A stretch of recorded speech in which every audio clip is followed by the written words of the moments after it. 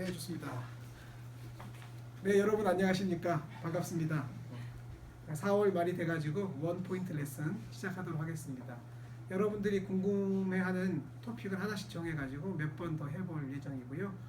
오늘은 위 질환에 대해서 하고 다음에는 슬라이딩 히아탈 허니아 등 GRD 관련된 부분을 하려고 합니다. 네, 시작하겠습니다. 오케이, 첫 번째 케이스. 네, 여러분 이거 뭐라고 생각하십니까? BGU. 네, BGU고 스테이지는 그렇죠.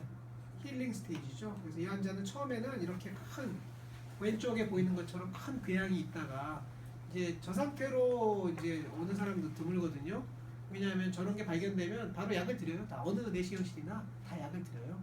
바로 약을 먹기 때문에 이제 리퍼 돼가지고 왔을 때는 벌써 이렇게 좋아진 상태였고 팔로우에서 다 좋아진 이런 케이스입니다.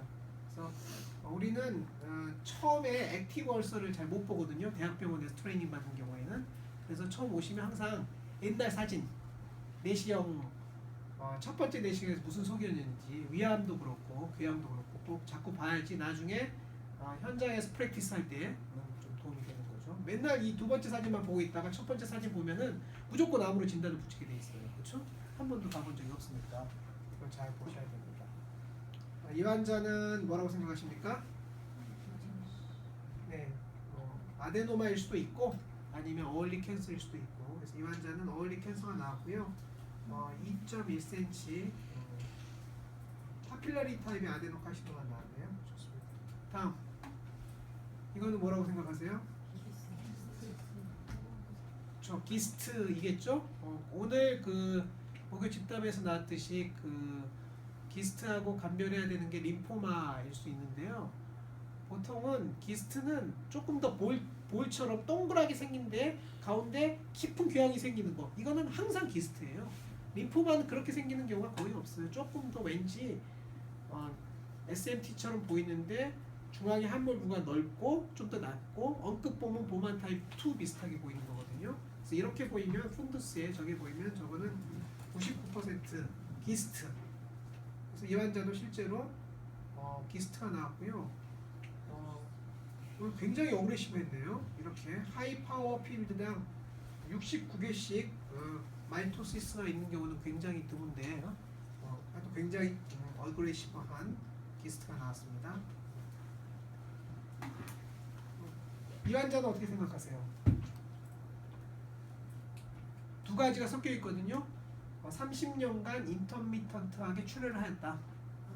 림판지액타지아, 블리딩 계속 하셨던 분입니다. 그래서 일주일에 한두 번씩 수혈하기도 하고 이런 식으로 치료 방법은 별로 없습니다. 이게 치료 방법이 없고 이제 다이어트 몇 가지 종류의 다이어트 있잖아요. 미디움 체인 트라이글라이세라이드 등등 그런 다이어트를 해주면 림페틱 플로우가 줄어들면서 출혈이 좀 줄어드는 그런 정도의 치료밖에 없어서 오랫동안 하시는 분인데 저에게 오다 안 오다 하셨던 분인데 갑자기 복통이 있어서 오셨더라고요. 봤더니 위치 하부에 멀티플 리전이 있고 가까이 봤을 때 하나만 보면은 꼭 언급본 보만 타입 2 비슷하게 생겼잖아요. 림포마입니다. 그래서 디퓨즈 라지 비셀 림포마로 진단하고 치료를 했습니다.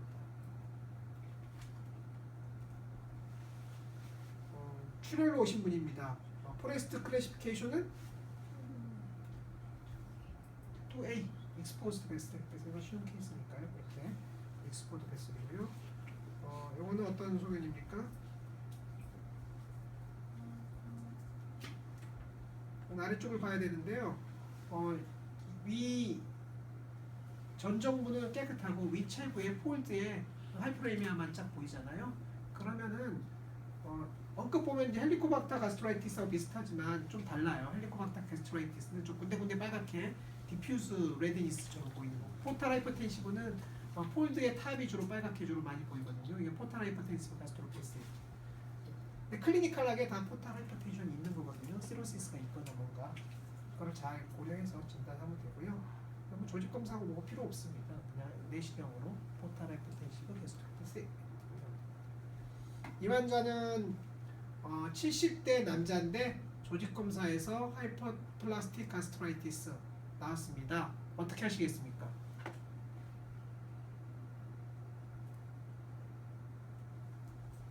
그래서 사이즈가 1cm 뭐 될락말락한 정도의 사이즈고 또 이 환자가 언더라인의 심장 질환도 있고 뭐 이랬던 환자인데요. 우리가 2cm가 넘으면 무조건 띄워준다. 2cm보다 작을 때는 뭐 치료해도 그만 안 해도 그만 이제 그런 거거든요. 이 환자는 팔로업을 하게 됐었는데 이런 희한한 약을 먹고 있던 중에 멜레나를 보였고요. 멜레나를 보였고 그리고 내시경으로 봤을 때 왠지 좀 피가 났을 것 같은 그런 양상을 보여서 폴리펙토미를 하고요. 그 이후로는 출혈은 없었습니다. 그래서 아마 하이퍼플라스틱 폴립에서 출혈했던 거 아닌가 이렇게 생각했던 경우고요. 이런 경우가 있거든요. 이런 경우가 있다는 이유로 이걸 다 뗄 건가? 1cm 정도의 하이퍼플라스틱 폴립이 무지하게 많은데 그 뒤늦게 이제 이런 문제가 있어서 1cm 정도 되는 하이퍼플라스틱 폴립을 다 뗄 건가? 이제 그거가 이제 항상 고민인데요. 의사맘입니다. 의사맘. 근데 교과서적으로는 2cm 이상에서 떼도록 되어 있고 그렇지만 리서치 베이스로는 0.5cm 이상에서는 떼주는 게 좋겠다라고 주장하는 그런 소수의 사람도 있는데요. 저희는 2cm 이상일 때는 뗀다. 2cm 미만일 때는 환자가 원하는 대로 한다. 그런 식으로 하고 있습니다. 요거는 뭐라고 생각하십니까? 뭐 이지슈입니다. 이 정도면. 어쩌다가 하이브리드 디스플라이저로 나오는 수도 있지만은 한 끗 차이기 때문에 이지슈고요. 이 환자는 이지슈 뮤코자 캔서 ESD로 치료했던 케이스가 되고요. 이 환자는요.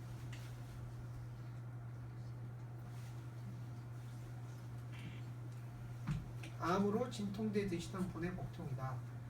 암으로 진통제를 드시는 분들은요 이미 무슨 암인지는 모르지만 전부 스테이지가 높은 사람들이에요.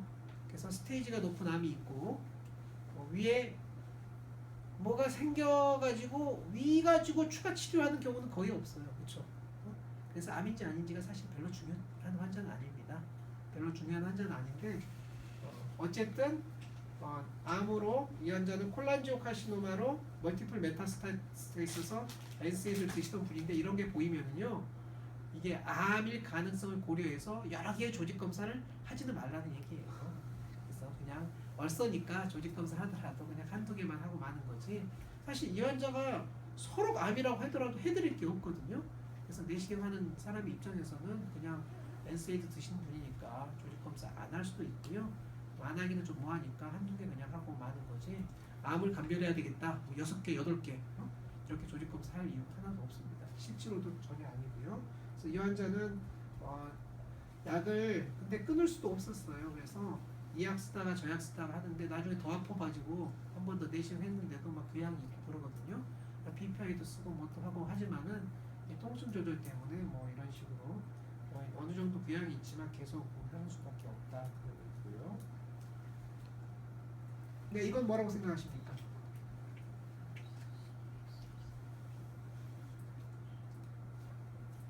손 들어볼까요? 둘 중에 하나. 1번 암, 2번 비암. 그렇죠? 1번 암, 2번 비암. 1번 손 들어보세요.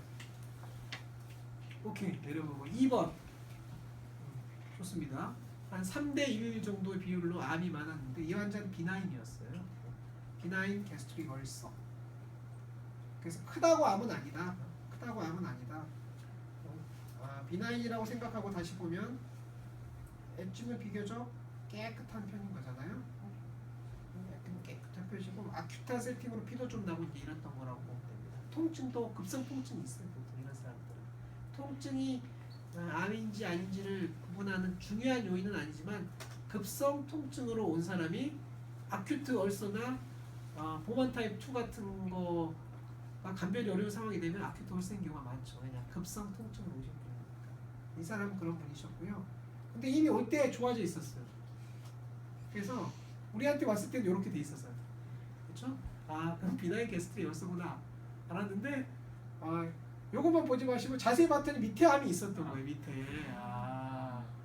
그래서 여기가 앵글이고 전정부 소만의 암이 있거든요. 그래서 처음에 암 의심으로 왔는데 암으로 진단됐어요. 그러나 위치는 달라. 그렇죠? 암 의심으로 와서 암으로 진단은 됐는데 위치는 다르다. 그래서 우리 항상 위를 볼 때는 원래 병소 말고 옆에도 한번 쭉 이렇게 넓게 스크리닝 해주시면 됩니다.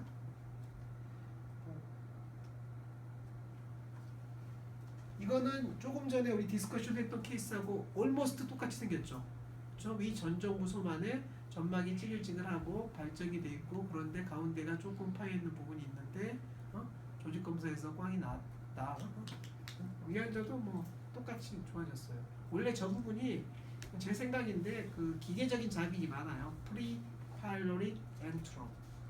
그쪽은 기계적인 자극이 많은 것 같고 좀 발적도 많고 좀 이상하게 생긴 이로우전 같은 게 많아서 암 의심 뭐 이런 경우가 많은데 실제로 그냥 꽝 나오는 수가 너무나 많아요. 그래서 아까 전에 봤던 케이스하고 똑같이 생긴 케이스다. 건짐 발견 무증상 위궤양. 이건 어떻게 생각하십니까?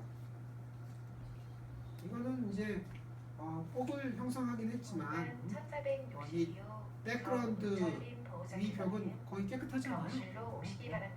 그래서 이런 경우 생각보다 뎁스 오브 인베이전이 깊지가 않아요. 그래서 이 환자는 뎁스 오브 인베이전이 SM1 정도 나왔잖아요. 그래서 지난번에 어떤 선생님도 이제 저도 한번 답변을 드릴까도 아직 준비를 다 못했는데 EGC 타입 1하고 AGC 타입 1을 어떻게 나누느냐 이제 그런 게 있는데요. EGC 타입 1하고 AGC 타입 1이 의심되면 대부분 EGC 타입 1이에요. 그다음에 AGC는 보통 이제 얼수록 인필트레이티브 이렇게 막 돼버리지 볼록 튀어나오는 썬는 AGC는 사실 생각보다 적어요. 그래서 이런 경우는 볼록 튀어나와 있으니까 뭐 아주 심할 것 같다 하지만 전혀 이제 매스 이펙트도 주변에 없잖아요. 그래서 이런 경우는 EGC가 나오는 경우가 꽤 많다. 이건 어떻게 생각하십니까? 이거는 좀 정도의 차이는 있지만 오늘 낮에 컨퍼런스에 나왔던 케이스하고 거의 비슷합니다. 자세히 보면 푼두스 일부를 제외하고 위에 거의 대부분이 폴드가 두꺼워져 있고 골짜기란 말을 쓰지 말라고 그러셨지만 하여튼간에 폴드 사이도 거의 다 붙어 있고 어깨동무란 말을 쓰지 말라고 하셨지만 사실 어깨동무처럼 이렇게 되어 있는 거거든요. 그래서 제가 여러분한테 설명하는 용어 중에 상당 부분은 그 용어를 만든 사람이 저예요. 그래서 숄더 바이 숄더요. 이거 제가 만든 용어거든요. 근데 숄더 바이 숄더 하고 있잖아요. 그래서 이게 전형적인 소변이에요. 그래서 하여튼가 그렇고요. 무슨 용어는 누군가 처음 만든 사람이 있는 거 아니에요. 그래서 마땅한 용어가 없으면 제가 만들어서 쓰는 건데요. 여기 함몰 부위가 하나 있었습니다. 함몰 부위 여기서 조직 검사하면 되는 거고요. 자세히 보시면 여기 엔트룸의 일부분만 빼고 나머지 여기 갑자기 두꺼워졌잖아요. 그래서 포만 타입 4 중에 이렇게 정상과 비정상의 경계가 이렇게 명확하게 이 위치에서 보이는 경우 꽤 많습니다. 하이퍼플라스틱 게스트라이티스 이럴 때는 경계가 이렇게 명확하게 절대 보이지 않아요. 그래서 이거는 포만 타입 4고요. 무조건 수술해야 되고요. 이 환자는 안타깝게도 수술을 했지만 아주 스테이지가 높았고 리커해가지고 옵스트럭션 됐던 그런 결과가 되겠습니다.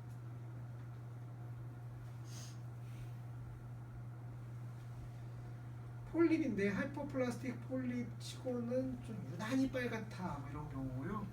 이럴 때는 뭐 하이퍼플라스틱 폴립이 나올 수도 있지만 좀 약간 특이한 타입의 여하튼 네오플라스틱이 아닌 인플라마터리 폴립 나오는 게 있거든요. 그러면 이런 게 나오면 나왔나 보다 하고 넘어가면 됩니다. 특별한 의미는 없으니까 나름대로 설명은 있지만 별다른 의미가 없어요. 이거는 어떻습니까?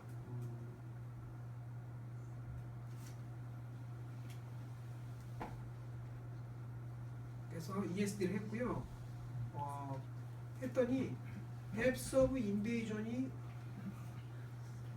500도 아니고 400도 아니고 600도 아니고 550이다 이제 이렇게 주신 건데 그러면 550으로 주신 거는 병리과 선생님이 이건 솔직히 얘기하면 정확히 재서 550 jes을 수도 있는데 대부분의 경우에는 보통 SM1이라고 주기에는 조금 깊은 것 같아서 350으로 주기는 좀 뭐하니까 550으로 주신 경우가 많아요. 왜냐하면 실제로 ES 스페시멘 보면은요, 머스큘라 뮤코사 맨 아래층으로부터 깊이인데 이게 손으로 그려지지 않거든요. 이렇게 좀 꼬불꼬불하고 좀 그래요. 그래서 좀 애매한데 하여튼 SM1 인베이전 튜머 치고는 조금 깊다. 이제 그런 정도로 해석할 수밖에 없고요. 제일 중요한 건 이제 림페틱 인베이전 이런 건데 그런 건 없었거든요. 이 할아버지세요. 할아버지가 80 몇 세 할아버지거든요. 그래서 80 몇 세 할아버지가 카디아에 저런 튜머가 있고 SM2인데 550 마이크로로 리포트 됐다. 그러면은 이제 교과서적으로는 수술을 권하는 거고 이제 임상가나 아들 된 입장에서 어떻게 치료할 건가를 이제 고민을 해야 되거든요. 그래서 그거는 환자랑 잘 상의해서 결정하는 수밖에 없습니다. 저는 어떻게 했냐면 교과서적으로는 수술을 권하는 상황인데 수술에 따른 위험성도 매우 큰 상황이니 좀 생각을 하시고 일주일 후에 다시 논의합시다. 그랬고요. 일주일 후에 오셔서 수술하지 않기로 가족 간에 결정하셨다. 그래서 참 잘하셨습니다. 이렇게 대답을 했습니다. 그게 현재 표준 프로시저예요. 만약에 이분이 나이가 너무 많고 심장이나 폐질환이 나빠서 의사가 먼저 수술을 하지 마십시오 권할 수도 있는 거 아니에요. 근데 그거를 정부에서 잘 인정 안 해줘요. 그래서 왜냐하면 ESD를 하고 웹스 어브 인베이전이 깊으면 꼭 수술을 권했냐를 자꾸 이제 감사를 우리가 당하고 있는 입장이거든요. 그래서 뭐랄까 일단은 권하기는 합니다. 그렇지만은 너무 강하게 권하지는 않고요. 어쩌다가 수술하겠습니다 나오는 환자가 아직까지 없었는데 혹시 있으면은 다시 한번 생각해 보세요라고 할 계획입니다. 네, 무슨 얘기인지 아시죠? 네, 그래서 형식 논리에 맞추기 위해서 일단 권하고는 있다. 이제 그런 내용이고요. 이런 건 어렵습니다. 사진을 찍어 놓으니까 진단을 하지 사진을 찍어 놓지 않으면은 이게 이런 EGC는 얼마나 많이 놓쳤을까 생각을 해보면 무수히 많이 놓쳤을 것 같거든요. 네, 그래서 이거는 그래서 EGC는 예를 들면 이제 단순하게 생각하면 위암은 내시경으로 진단한다. 오케이 진단한다. 95%만 5%는 놓칠 수 있다. 이게 이제 현실적으로 인정해야 되는 거 아니에요. 100%는 아니잖아요. 놓칠 수가 있는 거고요. 그렇지만 우리는 AGC를 놓치지 않는데 집중하고 작은 EGC는 놓칠 수 있다. 이걸 전제로 하는 거고요. 그래서 큰 AGC를 놓치면은 놓친 놈이 잘못한 놈 이렇게 되는 거거든요. 놈이 아니라 놓친 의사가 잘못한 의사 이렇게 되는 거고요. 그렇지만 작은 EGC는 발견하지 못한 사람이 잘못한 게 아니고요. 발견한 사람이 잘한 거죠. 그렇죠? 어떤 일은 한 사람이 잘한 거고 어떤 한 일은 못한 사람이 못한 거고 그런 거죠. 그래서 작은 EGC를 좀 발견 못했다는 거에 대해서 뭐 컨퍼런스나 이럴 때 좀 마음에 좀 미안할 수도 있지만 클리니컬리는 작은 EGC를 발견하기 위해서 노력하다 보면 일을 못해요. 10분, 20분 해도 이제 못하는 거거든요. 그 사람 제법 컸죠. 푸얼리 이런 거니까 이제 경계가 명확하지 않은 거고요. T1A 이렇게 나왔습니다. 색조 변화형인 거죠. 요건 어떻게 생각하십니까? 이런 게 보이면 뭘 물어보고 싶어요? 약 드시는 거 없어요? 이제 이렇게 물어봐야 됩니다. 그렇죠? 그래서 다발성 월서가 이렇게 보이면 약 드시는 건 없어요? 물어보면 아스피린이나 간간히 관절약도 먹는다.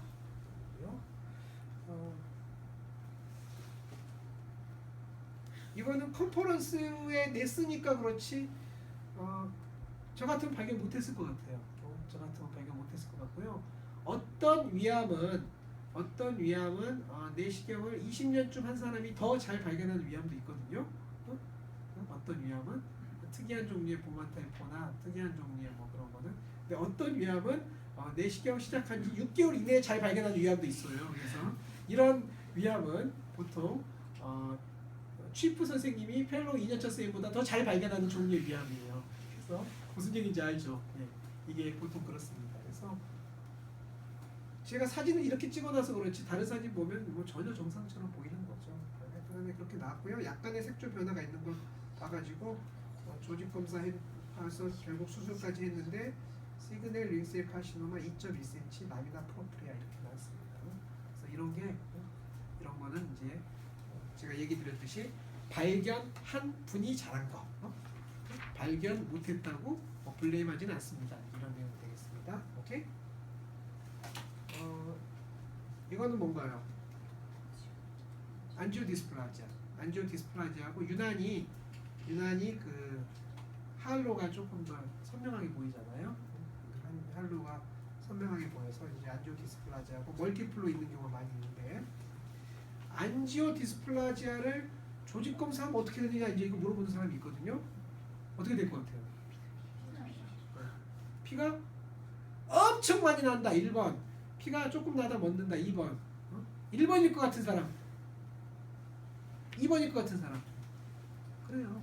피가 별로 많이 안 나요. 어차피 안지오디스플라지아도 작은 카필러리거든요. 작은 카필러리. 그래서 생각만큼 피가 많이 안 나요. 피가 엄청 많이 나는 건 베릭스예요. 베릭스. 그래서 안지오디스플라지아인지 하이포레믹한 이지신지가 조금 애매하다.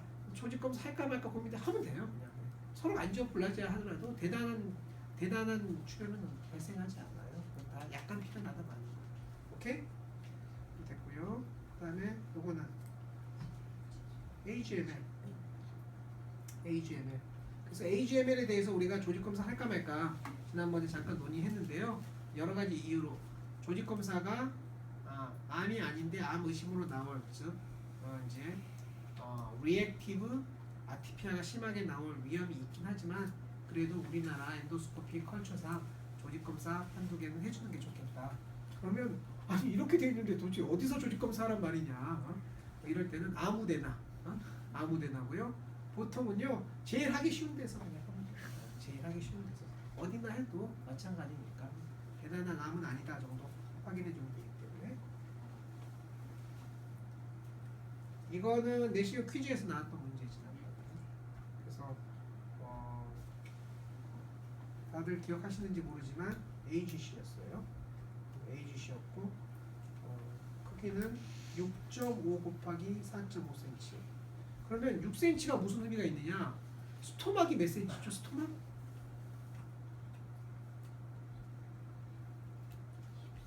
토탈 게스트렉터미 한 사람의 스토막의 사이즈를 보면 되잖아요.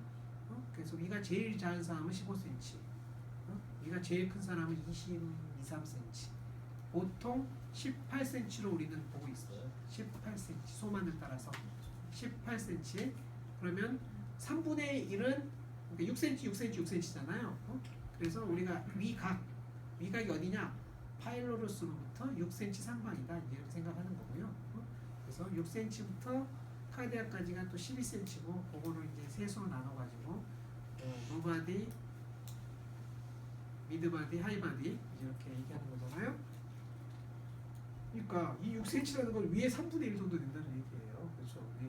그러면 여기서 아마 이 정도까지가 암이어야지 6cm가 나오는 거예요. 그렇죠? 그래서 제법 큰 암이었구나. 메스가 있고 센트럴 얼서레이션이 뚜렷하게 있는 거다. 이렇게 보시면 될 것 같아요. 이분이 항상 문제예요. 이런 분들이. 이분은 좀 이렇게 모양이 뚜렷하게 보였고요. 조직 검사에서 암이 나왔더라고요. 조직 검사에서 암이 나와가지고 암? 그래서 하여튼간에 내시경 절제술을 해가지고 머스큘라리스 뮤코자까지 인베이전 되어 있는 이제 캔서로 해가지고 했는데 패솔로지도 언급이 되어 있듯이 하이포플라스틱 폴리프하고 암하고 좀 섞여 있다 이제 그런 내용이고요. 이 환자도 몇 년 전에 조직 검사했거든요. 용종이 좀 더 작을 때 조직 검사했었는데 그 하이포플라스틱 폴립 나왔었어요. 그래서 하이포플라스틱 폴립도 유난히 많이 커지면 떼준다 그렇게 얘기하는 게 우리가 이제 2cm 이상 되면 떼준다. 2cm 이상에서 캔서 포커스가 항상 있을 수 있거든요. 그래서 그거 좀 해주고요. 1cm 이상일 때 떼주자 하는 사람들도 좀 있고. 근데 현실적인 고민은 서브토탈 게스트렉토미 하면 그 사이에 폴립처럼 멀티플로 보이는 사람들이 많이 있다는 거예요. 그럼 어떻게 하느냐? 없으면 안 하고 폴립 여러 개 있으면 제일 큰 데에서 한두 개 한다. 현실적으로 그렇게 하는 수밖에 없어요. 나머지는 시어리하게 엔도스코프로 보면서 커지는 게 있는지 보는 거지. 폴립이 5개 있다고 5개를 다 조직 검사할 의미는 사실은 없습니다. 그거는 그렇게 한다고 찾아지어지는 것도 아니에요. 보통 한두 개 있는 게 커지다가 이제 되는 거지. 여러 개 있다가 그 중에 하나가 암이 되면 그거가 커져요. 비슷비슷한 사이즈가 있는데 하나만 성격이 싹 바뀌었다. 이런 거는 이제 거의 없는 거니까.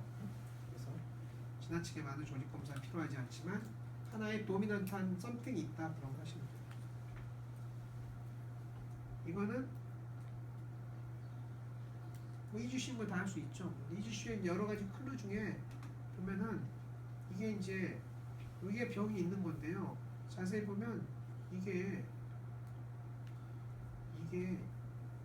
요거 긴 거 이게 암 때문에 끌려온 건지 원래 있는 건지 조금 잘 모르겠죠. 원래 있는 걸 확률이 많아요. 그래서 이렇게 길면 여기서부터 여기까지는 원래 있는 거고 이 부분이 끌려와가지고 모양이 좀 여기도 분명히 끌려온 것 같잖아요. 또 자세히 보면 폴드가 원래 없는 부분 있잖아요. 폴드가 없는 부분은 또 폴드가 없어. 애시당초 정상적으로 폴드 없는 부분은. 그래서 이거는 폴드가 있는 부분이 끝이 약간 변심해가지고 약간 이렇게 돌아간 거지 여기는 안 생겼잖아요. 그래서 이거는 책에 나온 얘기는 아니지만 폴드가 에시메트릭하다. 그것도 말리그넌스를 시사하는 그런 소견이 되겠습니다.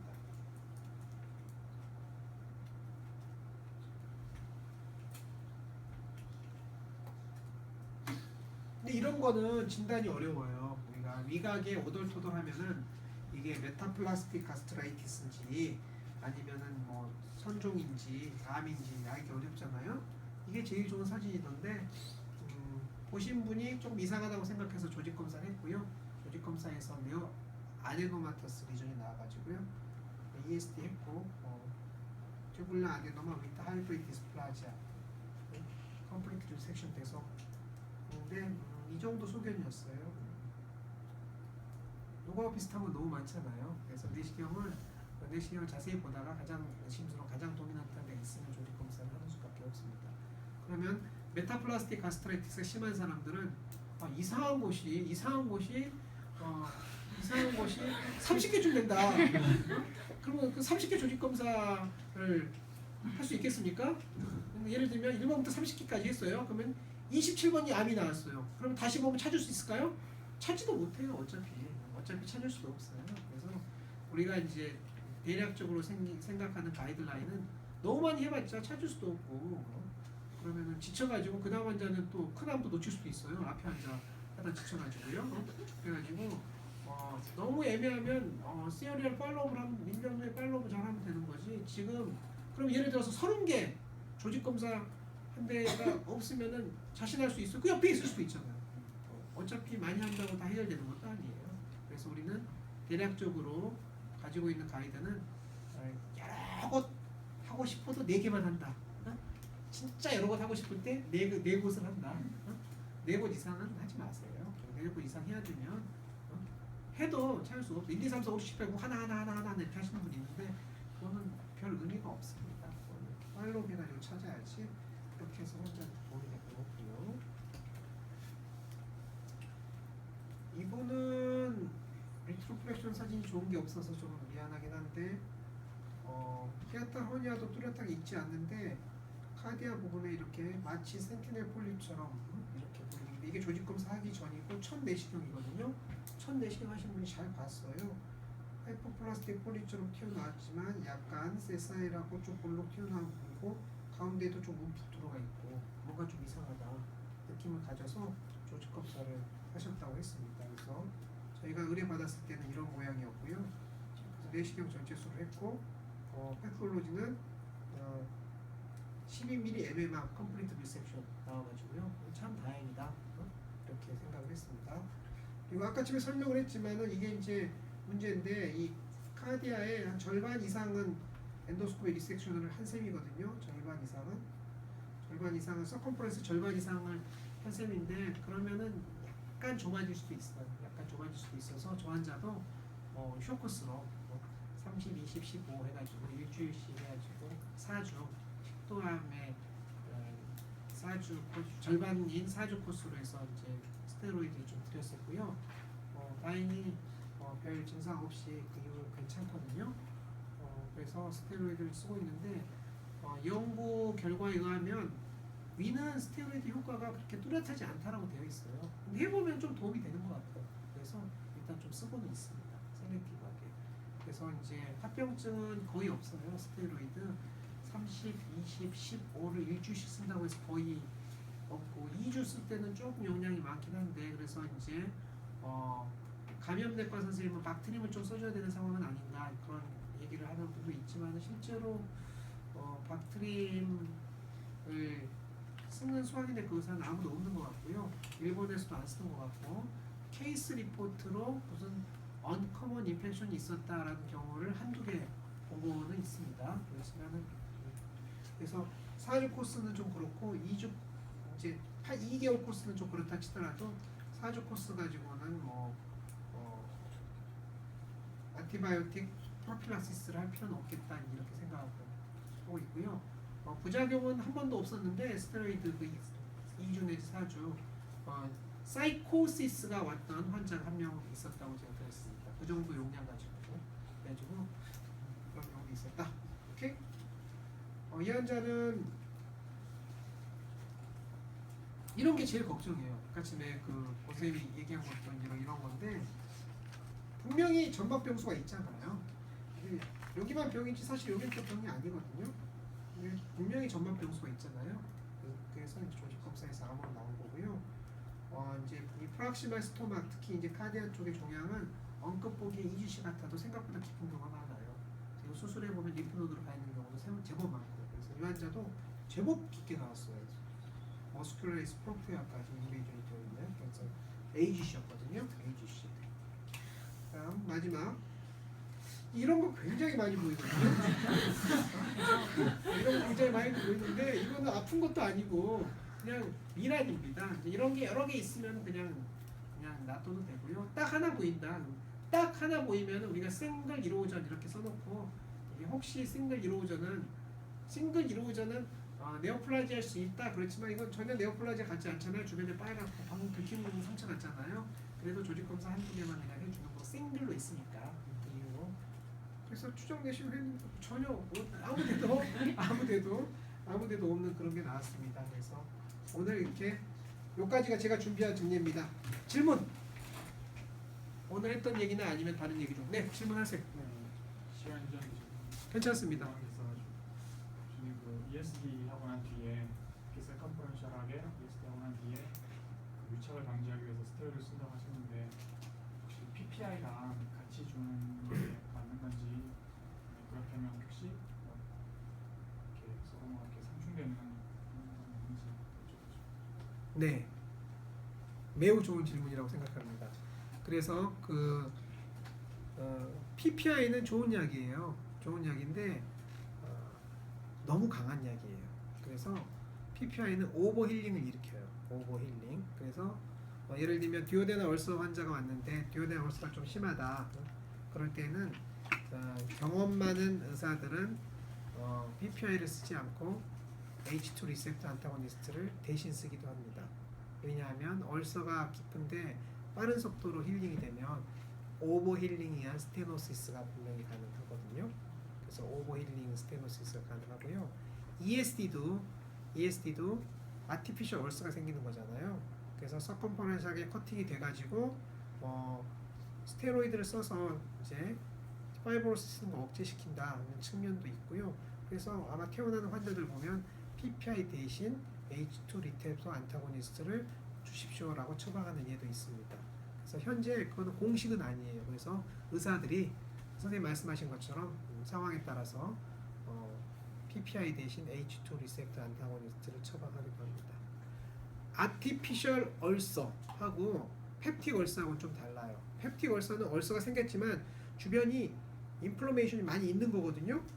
그러니까 텃밭이 더러운데 궤양이 생긴 거예요.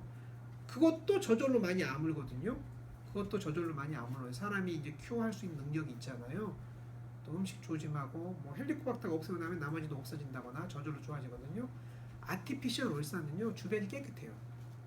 ESD 한 얼서는. 그래서 사실은 ESD 한 다음에 얼서를 없애기 위해서 PPI나 H2 리셉터 안타고니스트를 주고 이제 4주나 8주에 해보면 궤양이 좀 남아 있잖아요. 그런 상황에서는 약 안 줘도 다 저절로 아물게 되어 있어요. 그렇지만은 이제 의사들이 습관상 궤양이 남아 있으면 약을 한 2주 정도 좀 더 드리는 경우도 있지만 엄밀하게 의학적인 근거는 없지만 경험으로 봐서는 그런 거는 치료 안 해도 되는 거예요. 그래서 이제 스테노시스가 우려되는 상황에서는 오케이 PPI 대신 H2 리셉터 안타고니스트를 쓰고 그리고 스테로이드를 쓰고 이런 것들이 뭐 다 의미가 있다고 생각합니다. 식도는 잘 좁아져요. 식도는 ESD 하고 난 다음에 딱 좁아지거든요. 그런데요, 여러분 렉탈 ESD를 하면 안 좁아져요. 왜 그럴까요? 렉툼도 서컴퍼런셜하게 쫙 ESD 하거든요. 좁아졌다는 얘기를 들어본 적이 없어요. 렉툼은. 왜 그럴까요? 똥이니까 더러워서?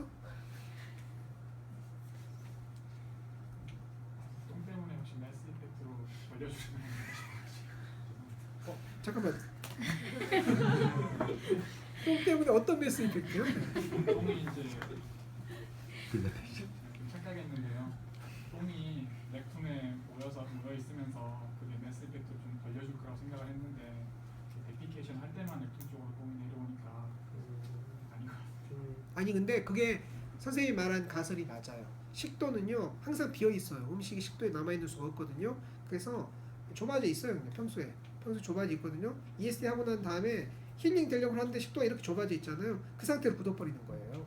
근데 렉툼은 똥이 이제 차 있거나 똥이 지나가도 그 다음 똥이 와가지고 좀 벌어지잖아요. 그래서 굳어 있는 상태로 이렇게 컨트랙션 돼 있는 상태로 힐링 되는 게 아니고 조금 힐링 되려고 그러면 또 똥이 오고 또 조금 되면 또 똥이 오고 그래서 자꾸 늘어나거든요. 그래서 렉툼은 스테노시스가 안 오는 거예요. 그래가지고 그런 중간에 그것 때문에 예전에 식도 보면 리피티드 벌루닝을 해줘요. 이게 ESD 하고 난 다음에 스테로이드 쓰는 전략 하기 전에 망창하잖아요. 며칠 후에 다시 한번 늘려줘. 다시 한번 늘려주고 리피티드 벌루닝 함으로써 스트리치를 막아주는 전략도 있었거든요. 근데 렉툼은 저절로 리피티드 벌루닝이 되는 거지. 똥으로. 네, 그래가지고 스트릭치가 안 생기는 겁니다. 또 질문. 네, 질문 없으면 이것으로 마치도록 하겠습니다. 네, 수고하셨습니다.